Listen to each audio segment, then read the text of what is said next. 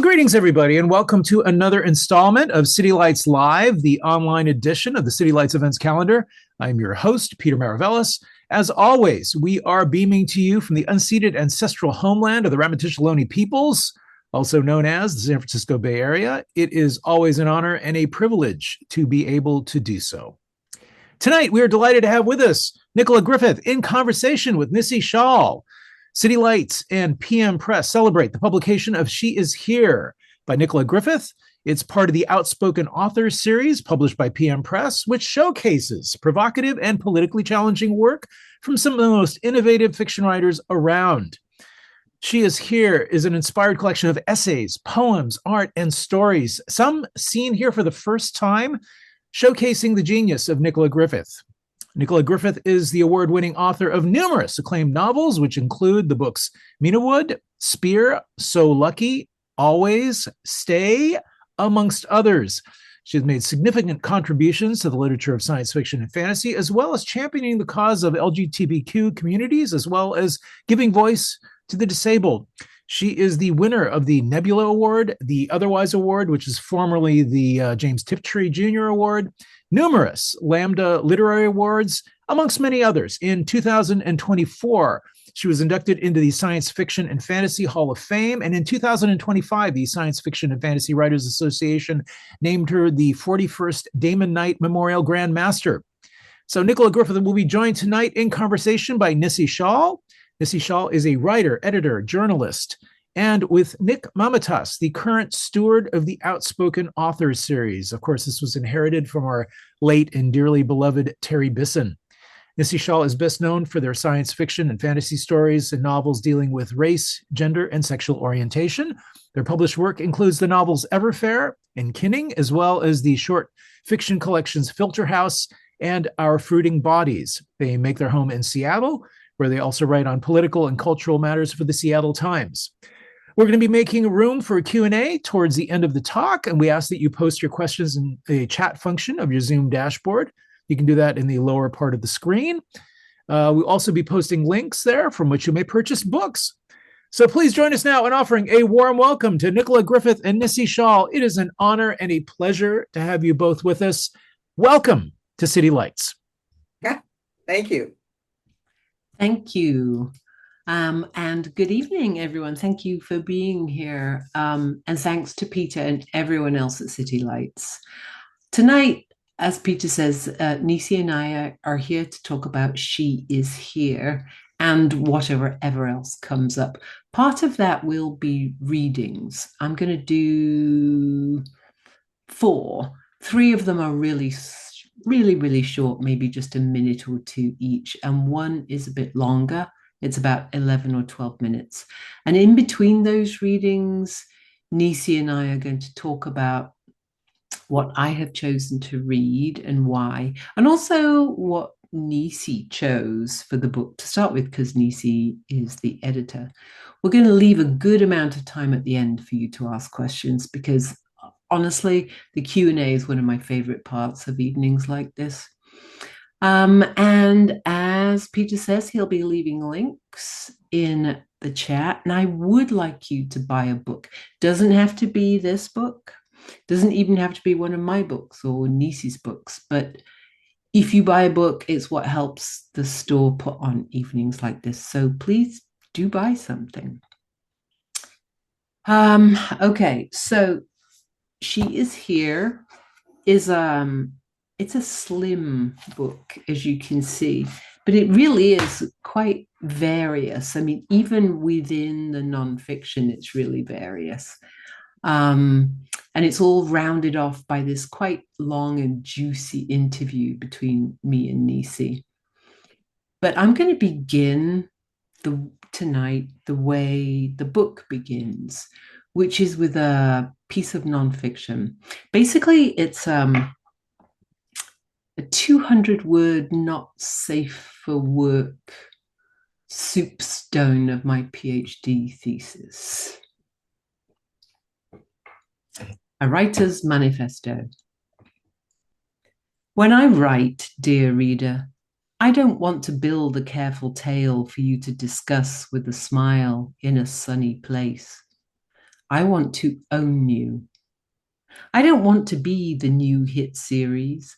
I want to be pornography, to thrill you so hard you're ashamed, but can't help yourself crawling back for more.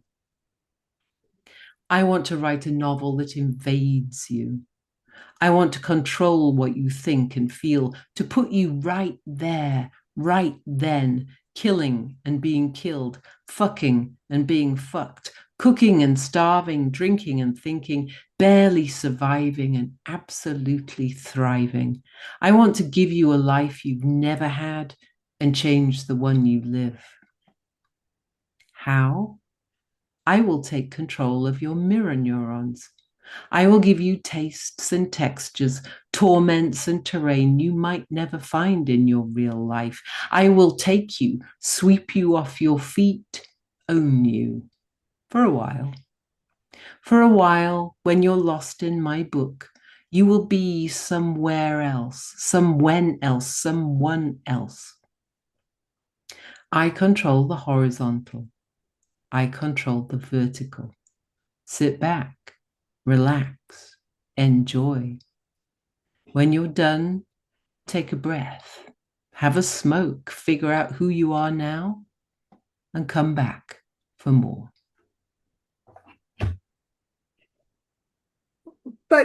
But mommy, why is that not safe for work? That was beautiful. That was thrilling. Thank you. I think people would understand why that starts off the book. Why did you start off the reading with that? Do you often start off your readings with something so, In your face? yeah, I was going to say confrontational. Yes. It's not confrontational, it's a declaration of intent. No, usually I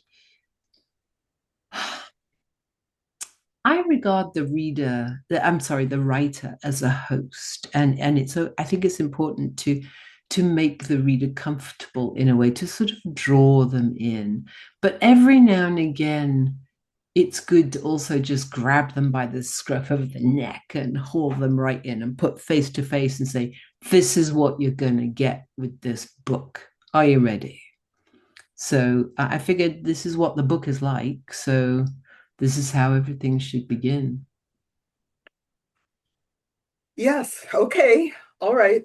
I mean, that's definitely, I don't know about the scruff of the neck, but I definitely was hoping that people would be transfixed by something in themselves with your work.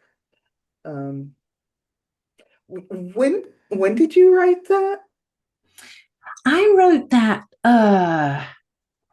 when did I write that? It was 2008 when I wrote that. I had just started two things at once. I had just started my first blog. I'd been running my website since 1995, and there was a version of Ask Nicola on that where people could email me questions and I could answer them on the website. And then this newfangled thing called blogging started. So I started a blog, and it was called Ask Nicola. And I was also just starting to write Hurled. And Hurled, for those who don't know, is a big fat book set 1400 years ago in the north of Britain. And it's got 4 languages in it. And it's about an entirely real but alien to us now culture. And I had written the first few pages. And I was looking at it one day and I thought, this is really good, but no one's going to really understand what I'm doing. Nobody's going to want it. No one's going to buy it. Oh my God, I'm going to waste years of my life on this project and no one's going to like it. And then I thought, oh no, fuck that. No, this is what I want to write. I will make these people, I will teach people how to read this book. And I thought, well, how am I going to do that? And that's when I decided, yeah, let's write a statement of intent. And that was pretty much the writer's manifesto. I wrote it out of just initial terror, and then of course absolute determination. Yeah. I I think I understand what you're trying to do, and it's not quite the same thing that everyone wants to do. It's a little more explicitly framed. Yeah, maybe. But thank you. Thank you for being honest about what you're going to do with us. It's good to be clear. So you said you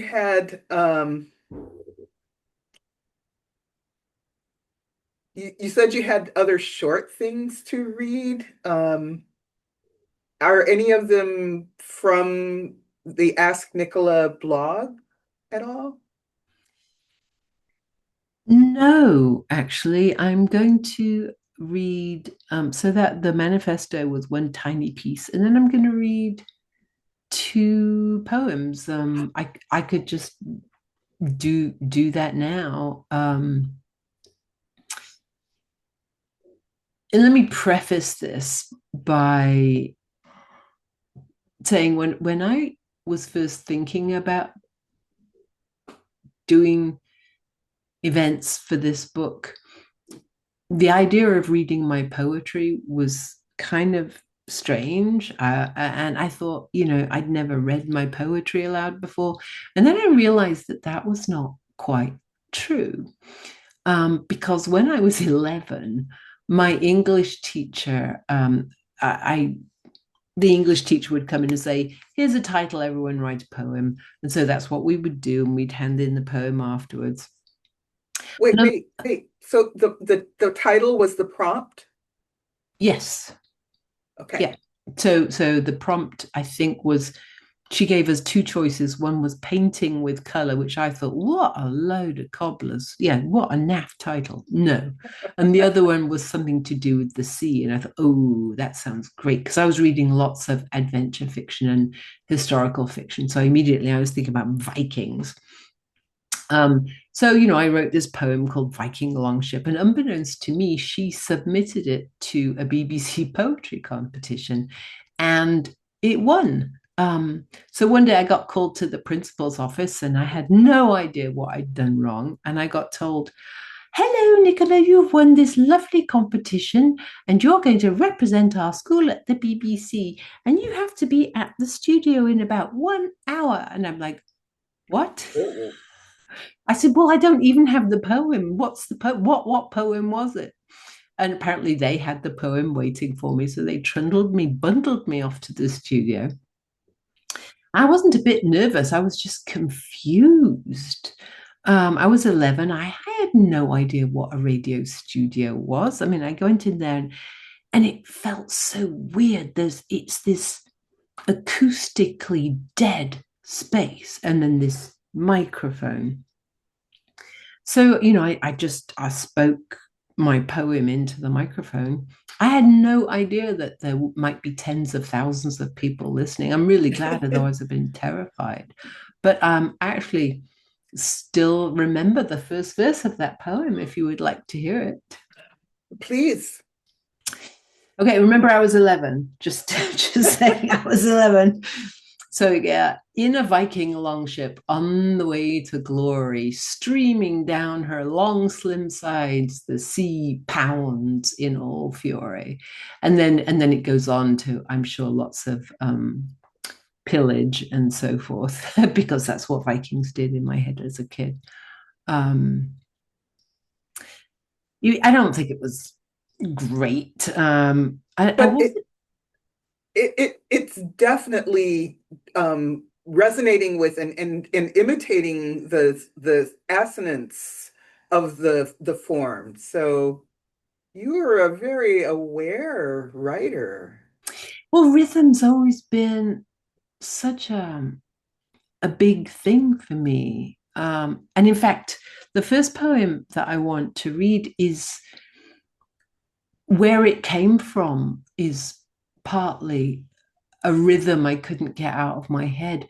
And it was a rhythm I encountered in the work of another poet, an iconic poet, who I'd been people around me had been nagging me to read this poet for years, and I knew I wouldn't like her work.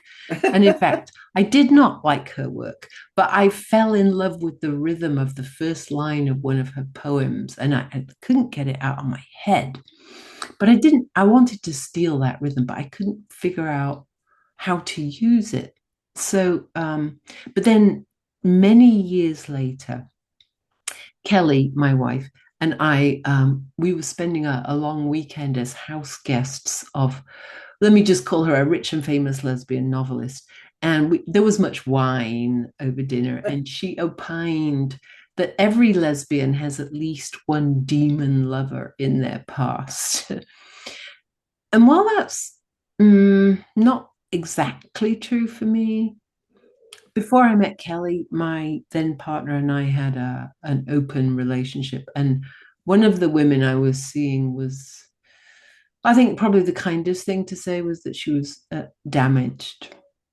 Ooh. And she did a couple of hurtful things that I found difficult to forgive, but I couldn't stay away because, well, the sex was really good. So anyway, on the plane back from the UK, those two things, the rhythm of that poem, and then the shouldn't but can't stop desire came together in my head, and I wrote this poem. Okay. Hate set me running like a thin black dog with hard cleat boots at you. Hate hit my bloodstream in a thick red flood that will burn the skin off you. Hate kept me grinding up that long brown hill where I jumped full hard on you. That was the rhythm. That was Yeah, it. yeah. And I don't know if anyone can guess who I stole that initial thing from. I can't see the chat, so if But you can get it from me. If people put it in there, I can see the chat. Mhm. I'm happy to tell you, but I thought I might give people the opportunity to guess first. I'm not seeing any guesses in the chat. Okay, well, actually, it was stolen from Sylvia Plath, a poem Oh, called Morning Song, and the first line goes, Love set you going like a fat gold watch. And I think it's a great rhythm, but I have to say, if it were me, I would have changed it to love set me going, love set me ticking like a fat gold watch. Just, with my editorial hat on.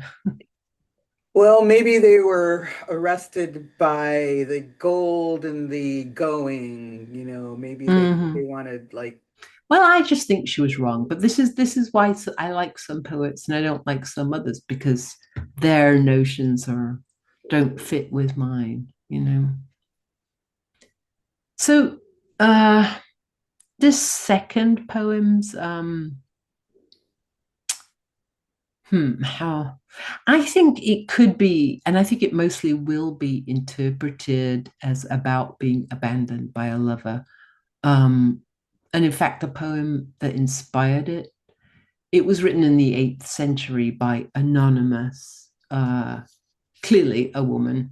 And so, given the time and the way literacy worked back then, almost certainly a nun, which suggests some interesting queer possibilities. And so, most people who've read the poem so far think it's about that, but for me, it's not. I wrote it about something else, and it's called Thief. mm, You have taken the laugh from me. You have taken the light from me. You have taken the dawn and the night. You have taken before from me. You've taken the after, the warp and the weft. You've taken the best. What is left? You have taken the answer.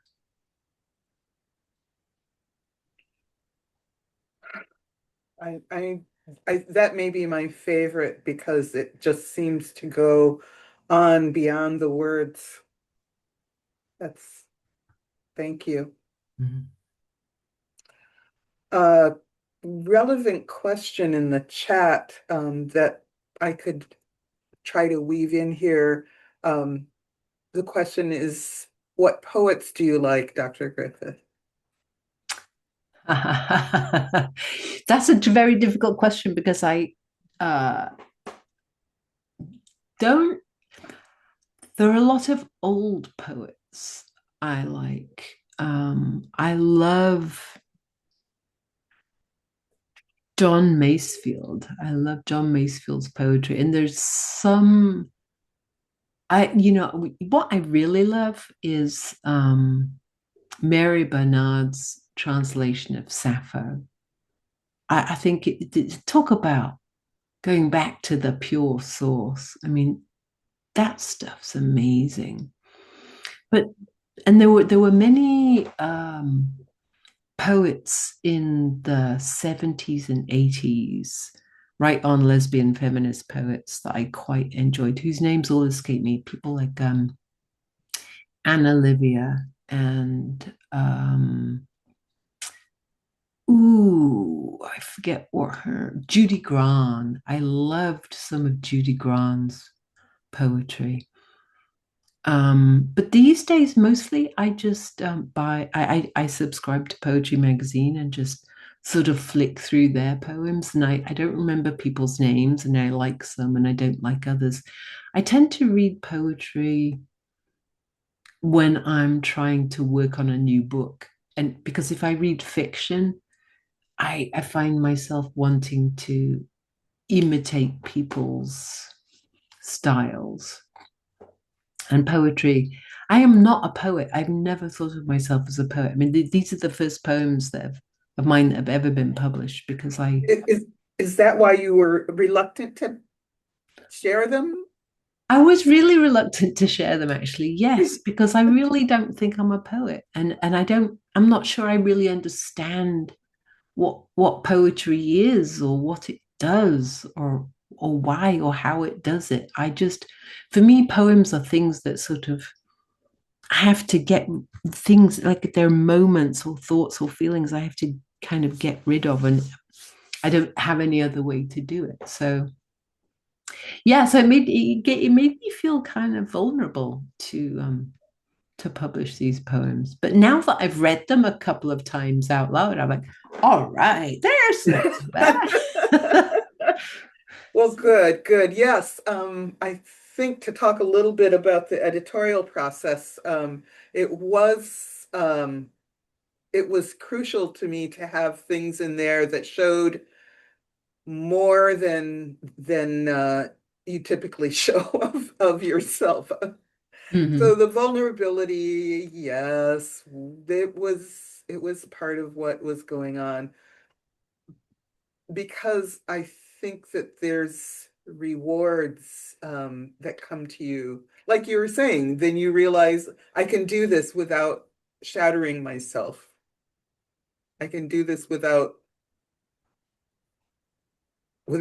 failing. So I think mission accomplished. You pushed me a lot actually into things that I wasn't entirely comfortable with, and I think that was at the time it was a bit. I mean, I'm used to basically being the decider, but you were in this way. You were the decider, and I'm like, am I gonna be okay with that? And I thought, well, let's see what happens. And in the end, okay, let me tell this story about what happened to those listening. I mean, Nisi, you already know this, but I didn't know anything about the Outspoken Author series. And so when Nisi contacted me and said, I want you to be the first one that I edit. And I'm like, great, what is it? And Nisi said, well, it's basically a mix of fiction and nonfiction with an interview. And I said, oh, that's great, because I have a bunch of nonfiction, and I have enough nonfiction to fill like 10 collections probably. And I like people to read my nonfiction. So I was really happy about that. And I don't write a lot of short fiction, but I have enough for a kind of a long collection at this point, just the short fiction. But there was only going to be this much fiction and this much nonfiction for a book this size. And so I said to Nisi, well, what kind of stuff do you want? She said, well, just send me more than you think I need. And I thought, okay. So I took all my fiction and I divided it into 3 piles: the absolute yes, my favorites, the maybes, depending, and then the oh no, no way, I'm not publishing that.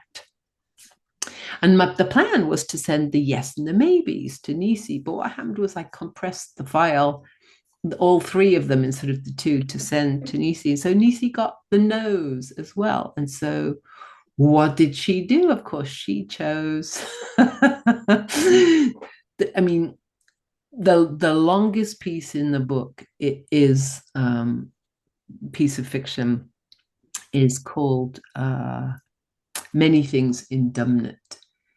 And to me, it's part of something bigger. I wasn't convinced it could stand on its own, which is why I hadn't sent it. I wasn't sure it would hold up.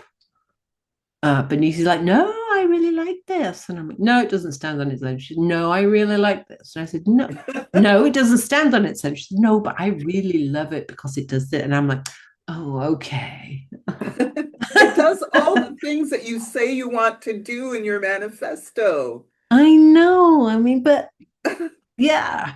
Yes. But this the weird thing about this collection is the only book I've ever published in my whole life that has no sex in it. Unless you count the manifesto. Yeah, no, but that just talks about fucking. No one's actually doing it. True, true. Yeah, so that was a weirdness. So that was a weird thing about the book for me. And the poems, that was scary.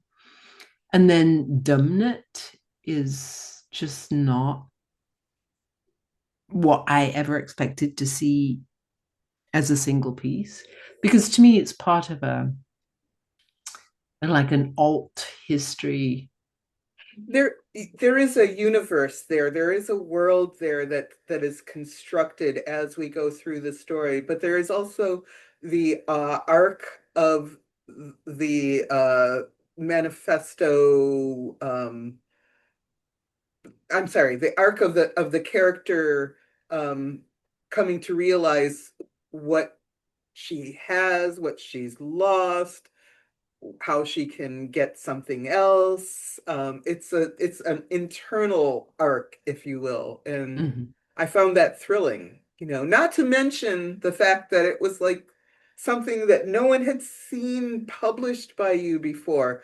So I'm gonna hog the mic for a second and say that I had a few goals in what I did as an editor. And what I did as an editor was very much sort of mimicking what Terry Bisson did with me. That is, Terry, like, was publishing all these things that I was like, why? Why do you want that? And and what do you think that has to do with anything? And no one's going to want to read that. And he persisted, and we got a book out of it. But so I was being as persistent as Terry and trying not to irritate you too much. No, once I kind of gave it once you basically said I'm the decider, I'm like, and I thought about it and I thought, okay, then I was okay. By the way, I'm the decider I think that was a line of George Bush's or something. Yes, definitely. Yeah. So I can't have been unaware of the humor of me claiming to be the decider, but I'm glad that we went with that. So I wanted to introduce you to a new audience, and I wanted to introduce new works to a familiar audience. And if there is a common theme throughout this, it's the idea of focusing on encounters with the status quo. Everyone is encountering the status quo in some way or another, and they're all balancing their different reactions. Some are just like very observant. Some are like taking advantage of it. Some are hanging back, but that's what it's all about to me.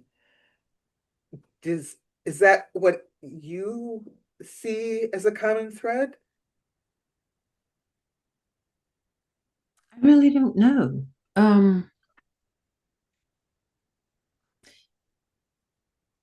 I don't know the series the way you do, but I do see this book as very much fitting into something that is bigger than me.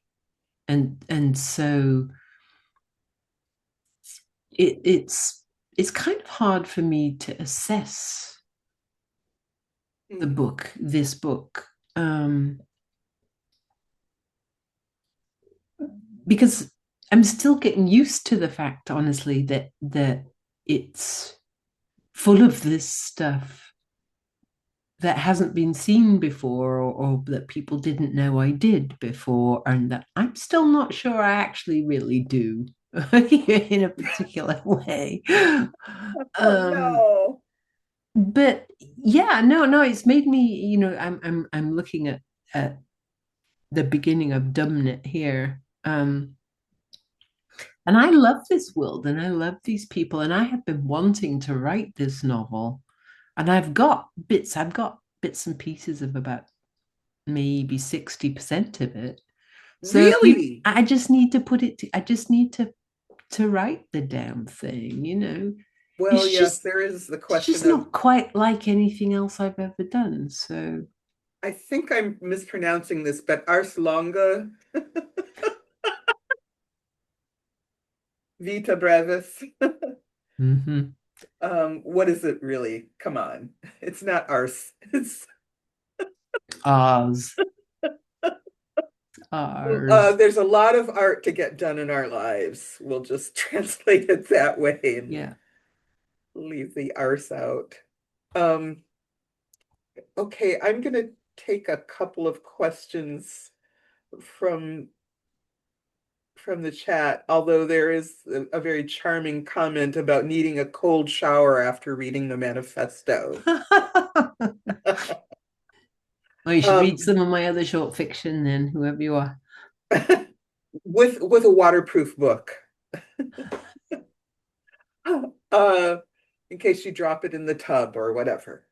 Um, Here's a question from about 20 minutes ago. Hild is so delicious, rich and sensual, also heartbreaking, as is Mina Wood. I love living in that world, and I'm about to reread it for the third time. These novels, people, are 1,000 pages, would you say?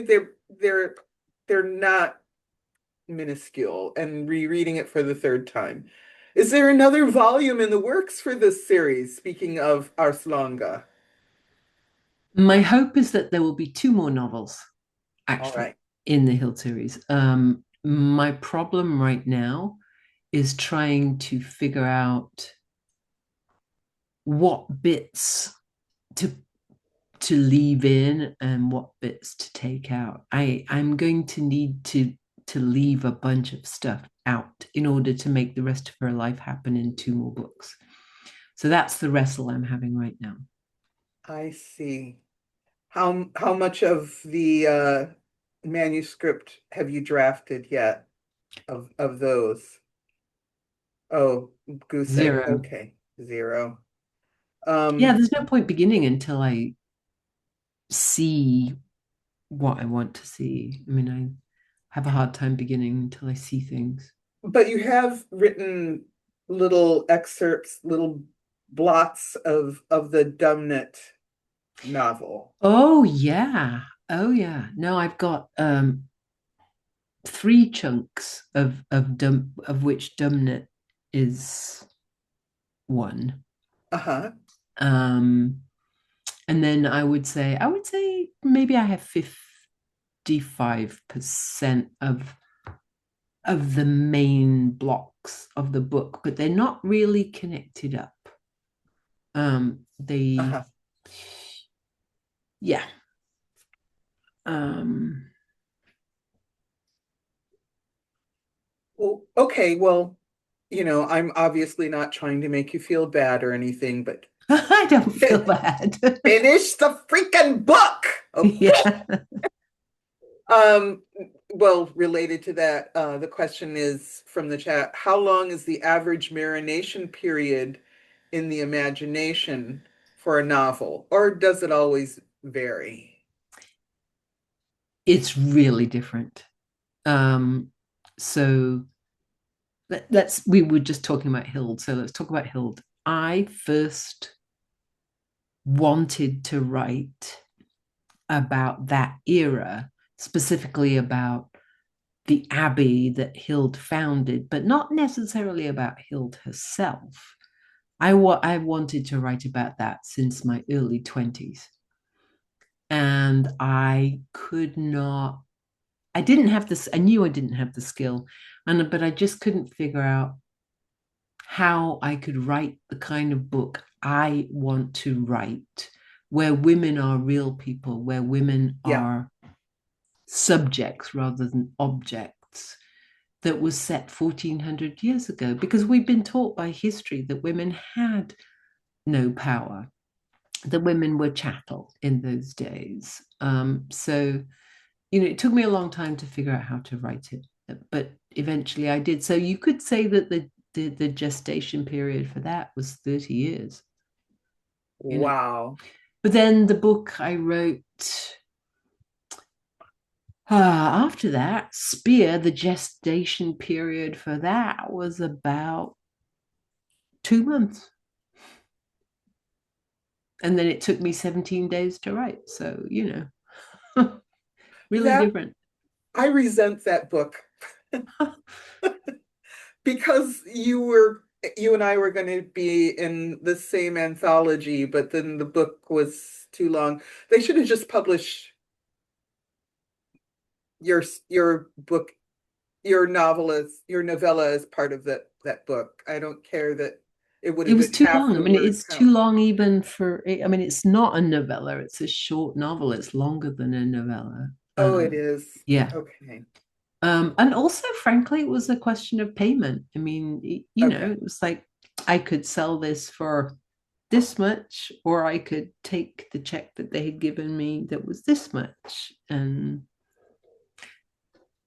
But I really liked your story in that anthology, by the way. I thought it was about my favorite of the whole book. Well, thank you. Thank No, I you. really liked it. It was good. It was inspired from being in Wales. Um, yeah. Thank you. Thank you. I feel better. I'm not as resentful of Spear, of which of course I love, but I was jealous of. I mean, jealous of its place in your regard.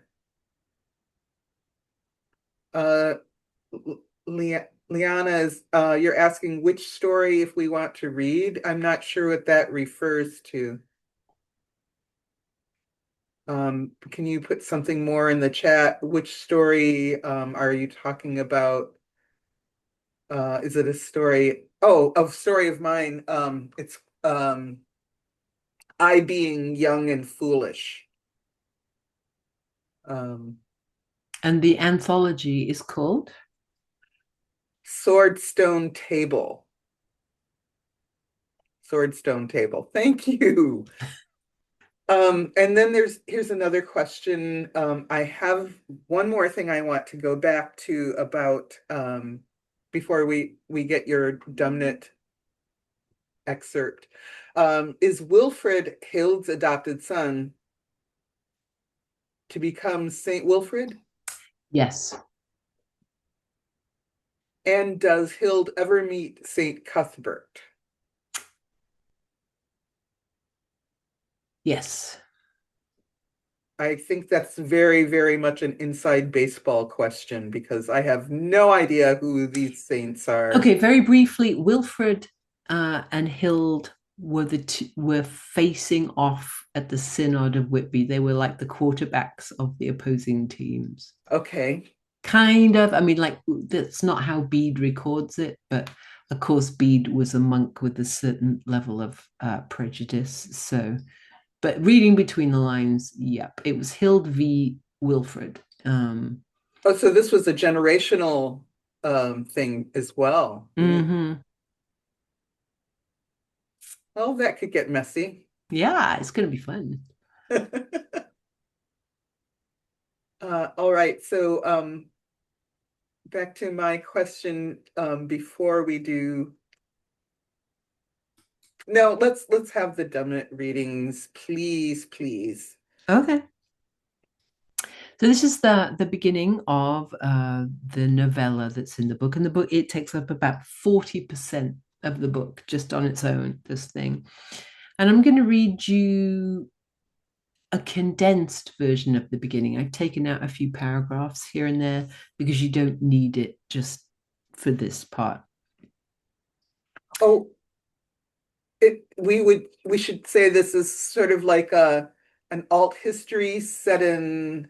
Yeah, it is an alternate history. It's set in an alternate ninth century, a ninth century in which the fall of Rome coincided with the fall of something nasty from the sky. Ready.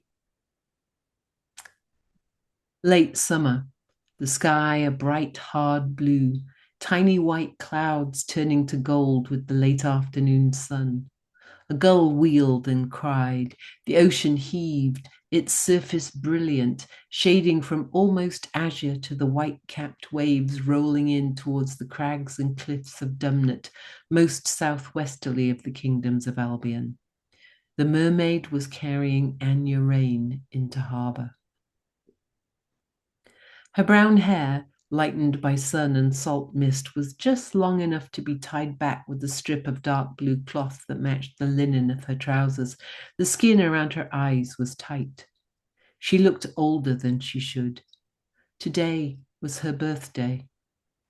No one in the world knew this but herself and Uda the theurgist. Uda, who was now an ocean away. Today was also the anniversary of the day she had finally allowed the theurgist of Herstal, whom some called witch, to cut open her leg and dig out the splinter of woad glass. She remembered even now how the bloody sliver had glistened as Uda held it up to the light. Such a small thing, so deadly, a mere fleck of the sleek stone that had exploded in her hand when she picked it up. Woad glass, it was said, sprang from the other world. The tears of the lost and lorn cooled into fist-sized stones, dense with bitterness and grief. And beautiful, irresistible, even in pieces.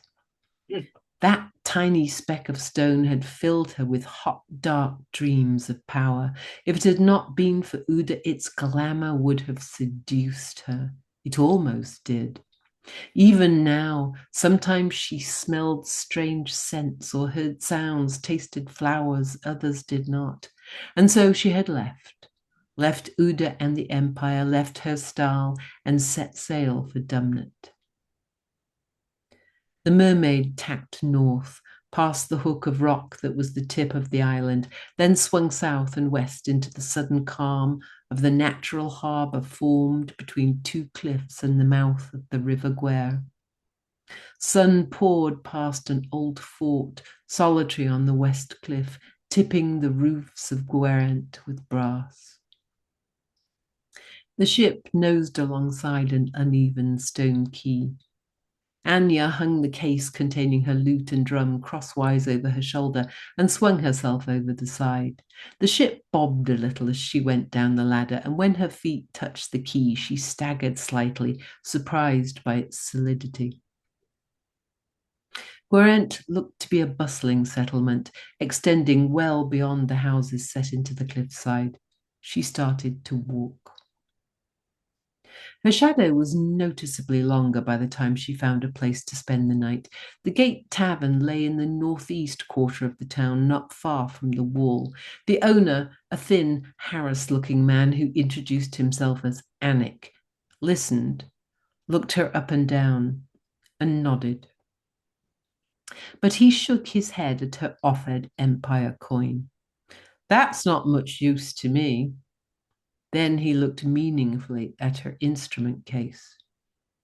Anya was tired. "Perhaps you'll take my coin for tonight, and I'll sing for your guests tomorrow." "I need someone tonight." "I'm bone weary." "Then you'll be glad of a good bed. Look, lass, you'll not need to do too much, and I'll give you your bed for free tonight, with my best supper thrown in." He was the first Dumnetian she had met, and she didn't know what kind of people they were, but this one, at least, she could tell, was stubborn. "Feed me then, and after, I'll take my drum and lute to the common room." "Drum? Where's your harp?" "No harp." Anik scowled. "What kind of bard doesn't have a harp?" "I'm not a bard. I'm just a player." He raised both eyebrows and folded his arms. "If you say so." "Well, follow me then." He led her upstairs and along a narrow passageway. "Best room in the house, player." It was small, with one tiny window letting in the last of the sunset through its thick floored glass. A fire had been laid ready on the hearth. The stone floor was recently swept, and the straw on the pallet looked fresh. There was even a wooden drop latch on the door. "I'll have Bess make you up a bite to eat, and I'll send the girl Jennifer with some hot water." She latched the door after him and sat down slowly on the pallet. Her leg was aching. She rolled up her trews.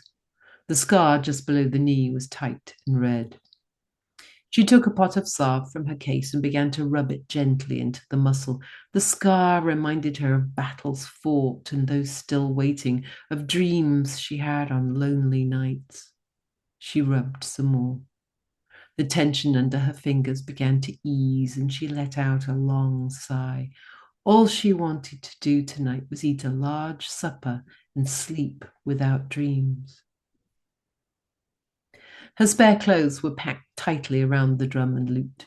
The black tunic and breeches would show the fewest travel creases. She shook them out and laid them on the pallet, took out the drum, then began to unpack the rest, methodically folding clothes, laying packets of herbs and pots of salve on the sill.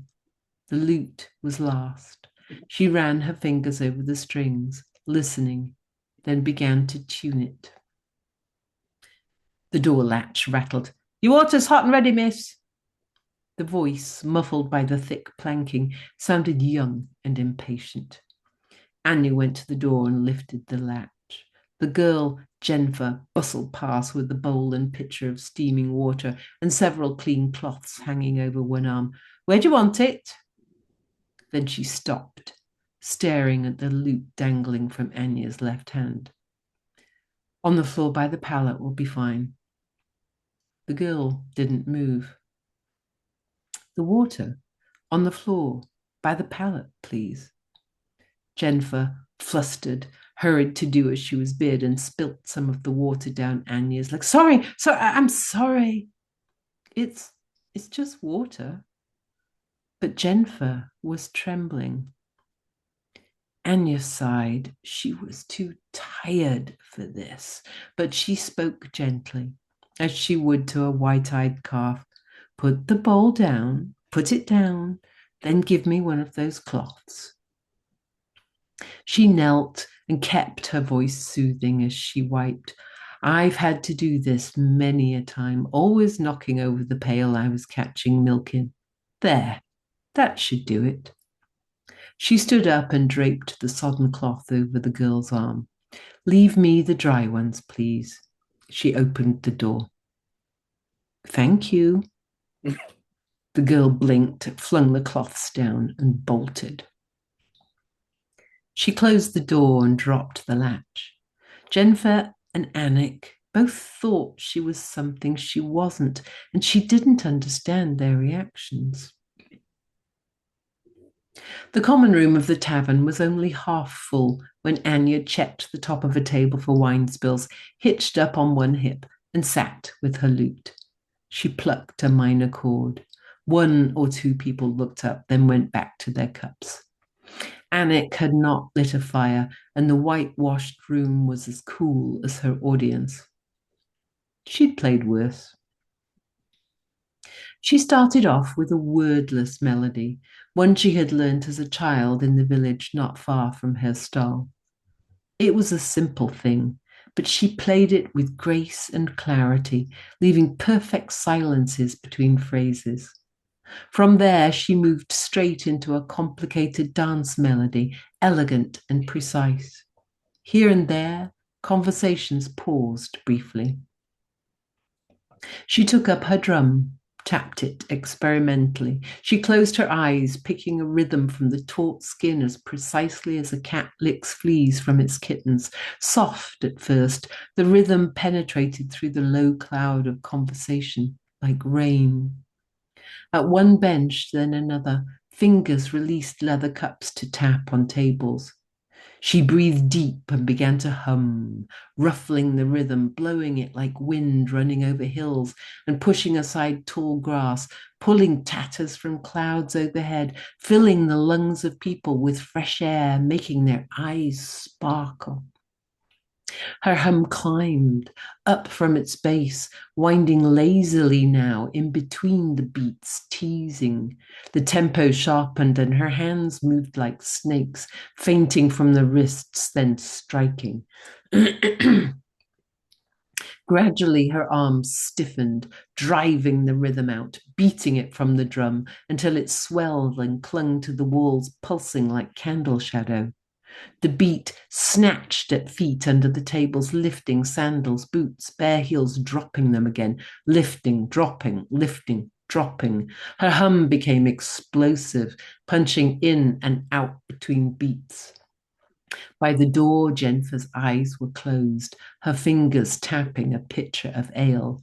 Anya raised the beat, louder, fiercer, then stopped. She surveyed her audience. They were silent. Jennifer blinked and hurried to fill cups, and her movement broke the quiet. Several palms beat on tables in appreciation. Anya picked up her lute again. Now that she had them, she would sing. On the sixth night, a man with one eyebrow and a burn scar for the other stepped over to her table in between songs. He was a head taller than her. You're not from here. His voice was hoarse. Perhaps he had breathed the fire that took his eyebrows. Who taught you? More demand than question. She put down her cup and considered. I've had many teachers who taught me many things. My mother taught me to milk a cow, my sister to darn socks, my father to build a good fire, even with damp wood. He stirred impatiently. My mother's mother showed me the healing herbs and how to splint a broken bone. The man glared. She shrugged. Clearer questions, excuse me, get you better answers. Who taught you to play? He coughed carefully into his hand. And where? I don't know who you are or even what you call yourself. You can call me Dev.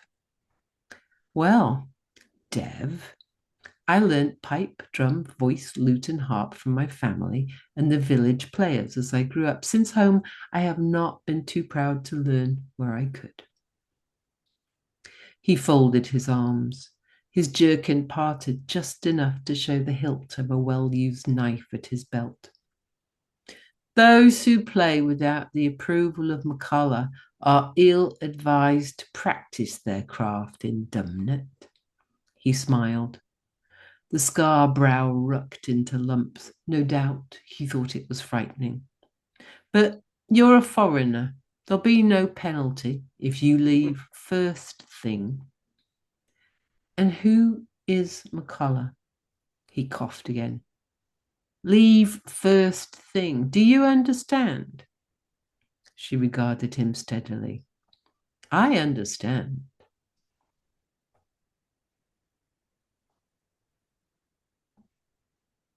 And who wouldn't want more? Oh my gosh.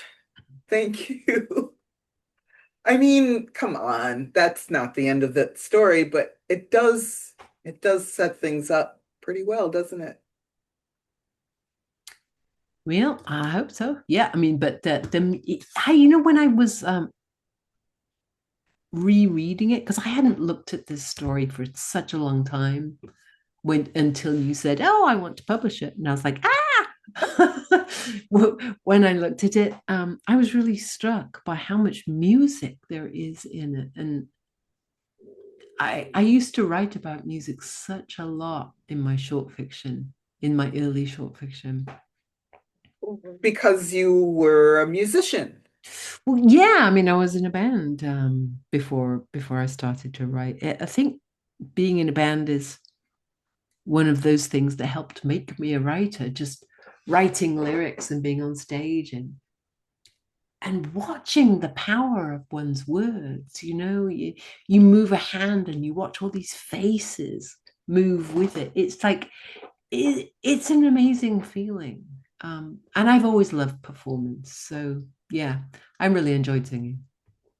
Well, thank you. Thank you for performing that. You also read your own audiobooks, is that correct? Some of them I did So Lucky and I did Spear. I really had hoped to do the Oud books that have just been reissued in the UK and the US. But apparently Macmillan's feeling a bit hinky about audiobooks right now and is not sure Hmm. it's worth the money. I think they're wrong. But if anyone is going to read them, it will be me. And I would love to read those books. Those books were made to be read aloud. Talk about being all about the rhythm. Wow.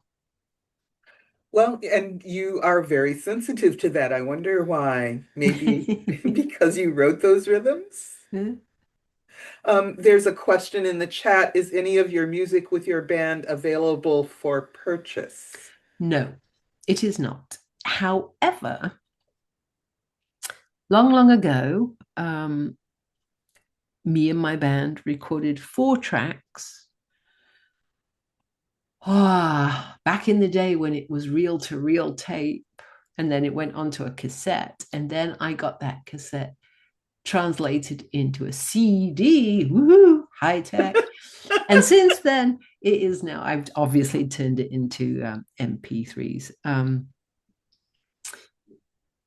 I have on my website, I have put the music up on my website, along with a few other tracks that me and the guitarist, after the band broke up, we formed a twosome that we called ourselves the Four Marys, and there were just two of us. Because we came from a band, the band was called Jane's Plane because two of the members were called Jane, so we just Jane's Plane. And then we decided to call ourselves Jane's Remains, but then we thought, no, that's just no, what a naff name. So we became the Four Marys after a comic, a schoolgirl comic, actually, from our youth. And anyway, so we recorded a bunch of songs that we had written between us on an old boom box. So the sound quality is terrible. And then there was another song that I recorded on my own, again into a boombox, that I wrote for Kelly. It's just a cappella. It's just me. And so there are about 9 tracks, I think. And I made it into a playlist. And it is on my website. It's not easily findable, but at some point I will make it available again. But it's just, again, it's kind of odd having people listen to my music over there. More vulnerability. Yeah, exactly. Oh, It's less, much less than perfect, and I was very, very young. I was 21. well, that's its own kind of perfection. I Yeah, mean, yeah. so in other words, to answer the question, no, it is not available for purchase, only free, Mm-hmm. only for free, and Yeah. only if you're diligent in looking at this point. The follow-up question from another person in the chat, is the music on Patreon? Do you have a Patreon? I do have a Patreon. I started it last year, basically as an experiment to pay for independent publicists. And I paid for independent publicists not because my book publicists were doing a bad job at publicizing the books, but because I wanted to break down the walls. I publish in several different literary gardens.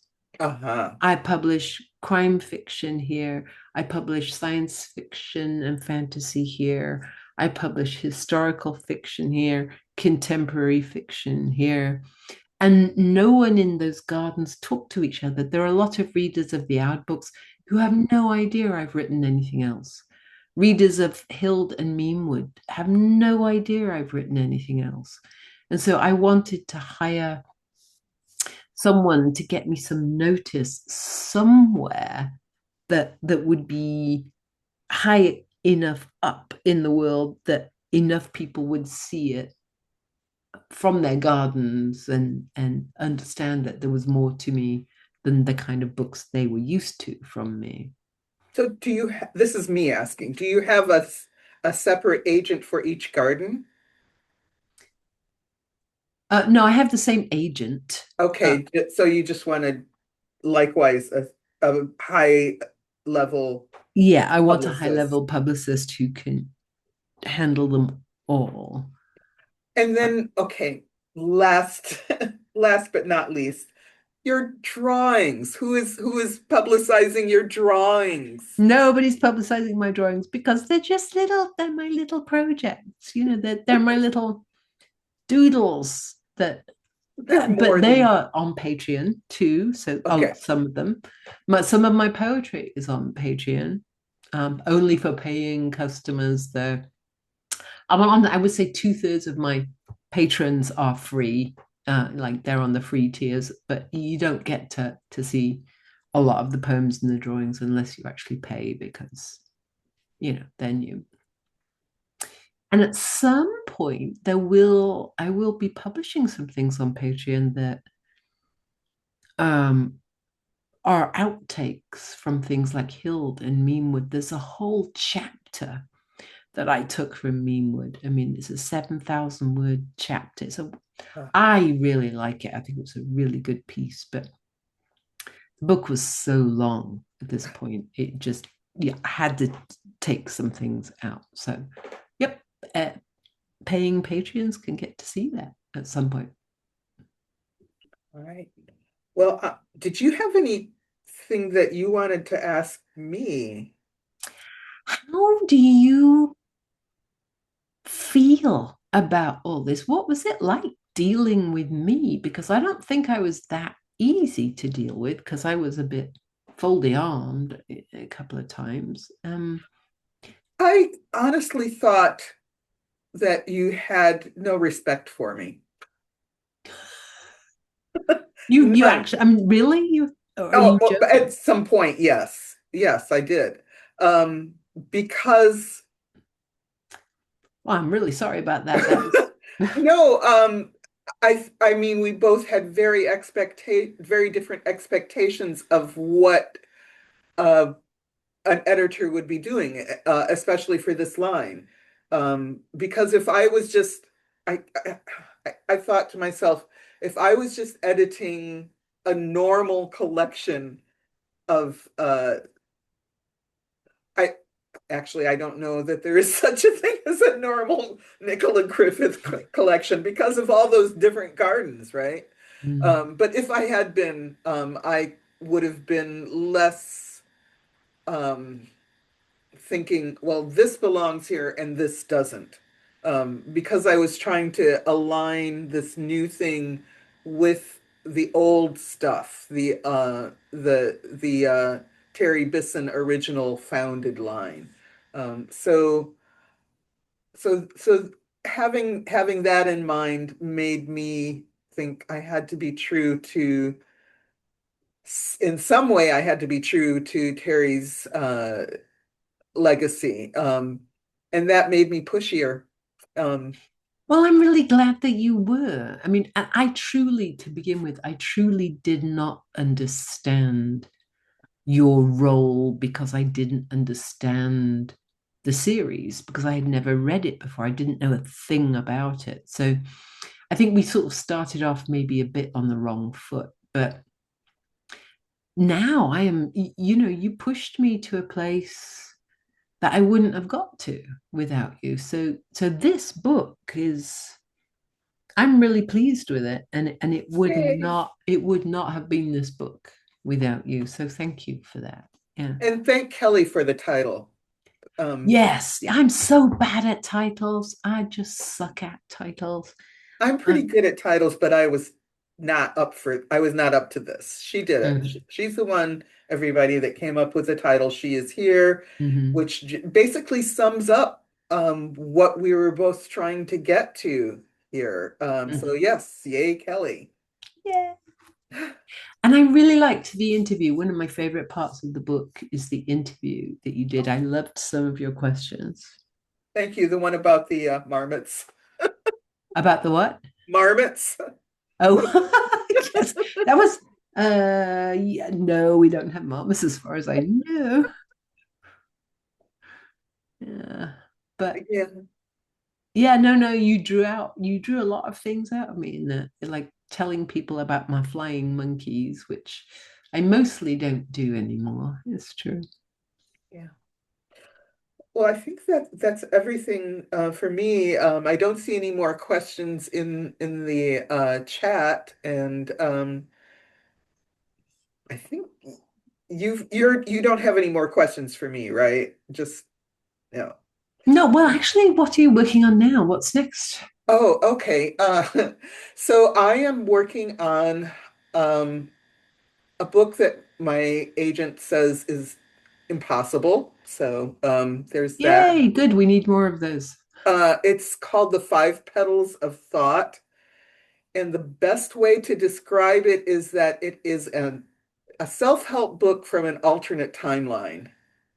So it's like this sort of fake self-help new age thing.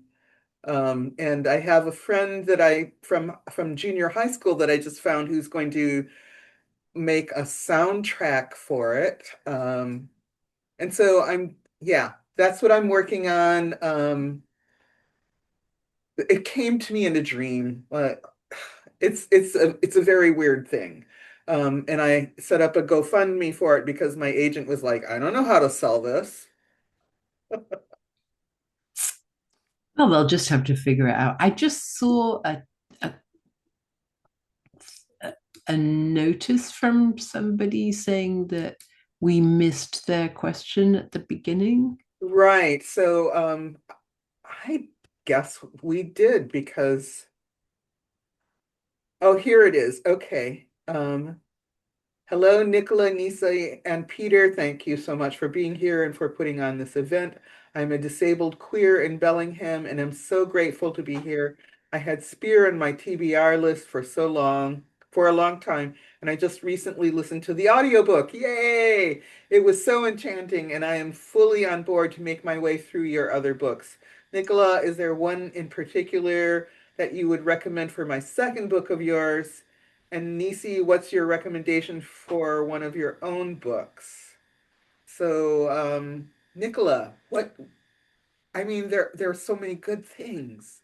Well, if you're into audiobooks, then the other audiobook of mine I did is the only book I've ever written about a thing. And that is so lucky. It's about a woman who becomes disabled. And it's basically about how she faces her own internalized ableism and also there are monsters and serial killers as well. Just, but really it's about this internal journey that she makes through her own ableism. And it's fairly short, shorter than Spear. But if you want, I don't know, it really depends if you prefer science fiction or historical fiction. I mean, if you like historical fiction, then obviously I think Hurled is probably fairly close to, say, Spear. It's more dense, and you have to focus more on that. You will know if you want to read the book by about 30 or 40 pages. It might take you that long to figure out if it's going to work for you. I've had a lot of readers tell me that they were very confused to start with, and then suddenly it all clicks and it all makes sense. Is there an audiobook version?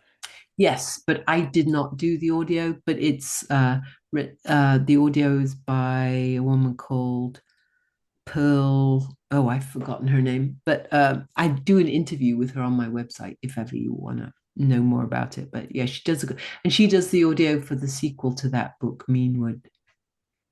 There's also a recommendation for the Blue Place on there, as in having, I'm quoting, the strongest, sexiest protagonist, or one of the strongest, sexiest protagonists ever. I have to say, I enjoyed the Blue Place. Yep, yep. I would warn you, though, I will only say don't ever read the ending of The Blue Place for the first time in public. Because you start crying. Yeah. Yep, I know. I was at home when I read that one. And then for mine, I would say, I don't know. There's an audiobook version of Speculation, which is my middle grade historical fantasy set in 1960s Southwest Michigan. There's the book that part of it takes place actually in the City Lights bookstore, the Day and Night Books of Mardu Fox, which is there. Jack Kerouac had a black girlfriend. Woo! And he wrote a novel about her in which he called her Mardu Fox. So this is the imagined Mardu Fox writing back about like, well, what actually happened. So, How come I haven't read that? Is there time for Nicola to read her poem Crippled from She Is Here? Crippled. Let me see if I can find it. Is that going to be okay, Peter? We got to do it. Come on. Oh, yeah. Are you kidding? Of course. Yeah. Let me find what page it's on. I'm not as familiar with the page numbers as I should be. Someone is saying that Slow River is appropriate for the times, and another person is asking, how does it feel to know you wrote a climate fiction novel so long before climate fic became a thing? Well, thank you for noticing that it is, in fact, environmentally climate fiction stuff. But it's more, it's basically, it's a whole novel, a whole novel about sewage and abuse, but not really. It's a novel about water reclamation and environmental engineering and how to fix the planet using light, air, and water, basically. I love, I mean, of course I love it. I wrote it, but yeah, I'm prejudiced. So, okay, you want okay, so this poem is called Crippled Body. Wrecked, rack washed up, etched and salted, drying to crystal glitter. Rack, not ruin.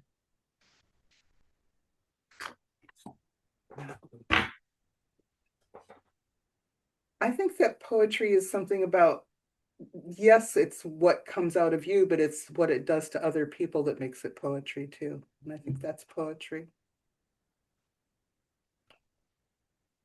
So thank you. Anything else? Someday I will get my copy of that book.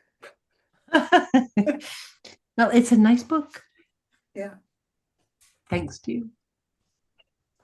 Okay. Thank you both for gracing our virtual halls. It has been such an honor and a pleasure to have you with us tonight, Nicola Griffith. Congratulations on this wonderful collection. And Nisi Shawl, thank you for doing the honors and for, being the one that get in there. And editors don't get enough credit, I have to say. And at City Lights, we try to give them their due whenever we can. It's they're really, really important. So much gratitude to you both.